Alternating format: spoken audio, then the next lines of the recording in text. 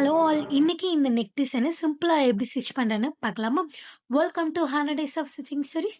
Length வந்து 10 inch எடுத்துக்கோங்க. Side வந்து 2 சைடுமே 3 இன்ச்சில் எடுத்து மார்க் பண்ணி ஒரு பாக்ஸ் ஷேப்ல ட்ரா பண்ணிக்கோங்க. ஒரு சைடுல இருந்து கிராஸா 4.5 இன்ச்ல மார்க் பண்ணி கிராஸ் கோடு ஒன்று போட்டுக்கோங்க. ஆப்போசிட் சைடில் 3 இன்ச்ல ஒரு மார்க், அந்த 3 இன்ச்ல இருந்து 1/2 இன்ச்ல ஒரு மார்க் எடுத்து வீடியோல ட்ரா பண்ணியிருக்க மாதிரி ட்ரா பண்ணிக்கோங்க. ஸோ நம்ம அந்த சைடில் 4.5 இன்ச்ல மார்க் பண்ணோம் தெரியுமா, அது மேலே வந்துட்டு ஸ்கேலப் உங்களுக்கு எத்தனை ஸ்கேலப் வேணுமோ அந்த இது வந்து நீங்கள் அந்த சைடு மார்க் பண்ணிக்கலாம். நான் வந்து 4 மார்க் பண்ணியிருக்கேன்.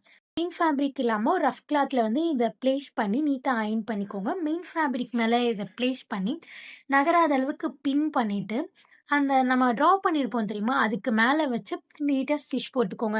மெயினாக அந்த ஸ்கேலப்போட அவுட்லைனில் ஸ்டிச் போடுங்க. ஸ்டிச் போடும்போது வந்துட்டு நீட்டாக அந்த ஷேப்புக்கு ஏற்ற மாதிரி ஸ்டிச் போட்டிங்கன்னா நம்ம கட் பண்ணும்போது திருப்பும்போது கொஞ்சம் ஈஸியாக இருக்கும். அந்த ஷேப்பும் நல்லாவும் வரும்.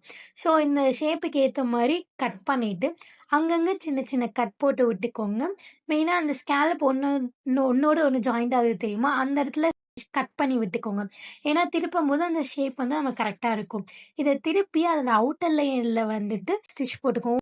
நான் ரெடி பண்ணி வச்சுருக்க பால்ஸ் மாதிரி கிளாத்லேயே ரெடி பண்ணி அந்த ஸ்கேலப்போட ஒவ்வொரு கனெக்டிங் பாயிண்ட்ல வந்து இந்த பால் வந்து அட்டாச் பண்ணிங்கன்னா இந்த நெக் டிசைன் ரெடி. உங்களுக்கும் இந்த மாதிரி ஸ்டிச் பண்ணணும்னா என் பேஜ்க்கு டிஎம் பண்ணுங்கள். Bye guys.